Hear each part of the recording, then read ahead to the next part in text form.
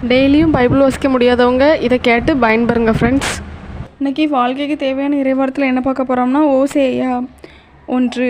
யூதாவின் அரசர்களாகிய உசியா, யோதாம், ஆகாசு, எசேக்கியா என்பவர்களின் நாட்களிலும் யோவாசின் மகனும் இஸ்ரேலின் அரசனுமாகிய எரோபவாமின் நாட்களிலும் பேரின் மகன் ஓசேயாவுக்கு ஆண்டவர் அருளிய வாக்கு இதுவே. ஓசேயாவின் மனைவி மக்கள். ஆண்டவர் ஓசேயா வழியாக முதற்கண் பேசியபோது அவர் அவரை நோக்கி, நீ போய் விலைமகள் ஒருத்தியை சேர்ந்து கொள், வேசி பிள்ளைகளை பெற்றெடு, ஏனெனில் நாடு ஆண்டவரை விட்டு விலகி வேசித்தனத்தில் மூழ்கியுள்ளது என்றார்.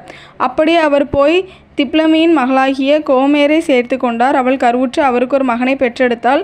அப்போது ஆண்டவர் ஓசேயாவை நோக்கி, இவனுக்கு இஸ்ரேல் என பெயரிடு, ஏனெனில் இன்னும் சிறிது காலத்தில் நான் இஸ்ரேலின் இரத்த பழிக்காக ஏகூசின் குடும்பத்தாரை தண்டிப்பேன், இஸ்ரேல் குடும்பத்தின் ஆட்சியை ஒழித்து கட்டுவேன். அந்நாளில் நான் இஸ்ரேல் பள்ளத்தாக்கில் இஸ்ரேலின் வில்லை முறித்து போடுவேன் என்றார்.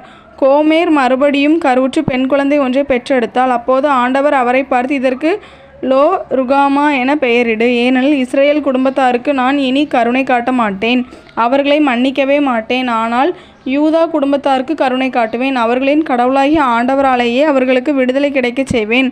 வில், வாள், போர்க்குதிரைகள், குதிரை வீரர்கள் ஆகியவற்றை கொண்டு நான் விடுவிக்கப் போவதில்லை என்றார்.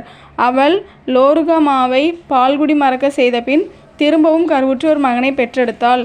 அப்போது ஆண்டவர் ஓசேயாவை பார்த்து, இவனுக்கு லோ அம்மி என பெயரிடு, ஏனில் நீங்கள் என் மக்கள் அல்ல, நானும் உங்களுடையவர் அல்ல, இஸ்ரேலின் ஒருங்கிணைப்பு. ஆயினும் இஸ்ரேல் மக்களின் எண்ணிக்கை அளக்கவும் எண்ணவும் முடியாத கடற்கரை மணலுக்கு ஒப்பாகும். நீங்கள் என்னுடைய மக்கள் அல்ல என்று அவர்களுக்கு கூறப்பட்டதற்கு மாறாக வாழும் கடவுளின் மக்கள் என்று அவர்களுக்கு கூறப்படும். யூதாவின் மக்களும் இஸ்ரேலின் மக்களும் ஒன்றாக கூட்டி சேர்க்கப்படுவர். அவர்கள் தங்களுக்கென ஒரே தலைவனை ஏற்படுத்தி கொண்டு நாட்டிலிருந்து புறப்பட்டு வருவார்கள். இதுவே இஸ்ரேலின் மாபெரும் நாள். இது ஆண்டவர் வழங்கும் அருள்வாக்கு. இறைவா, உமக்கு நன்றி.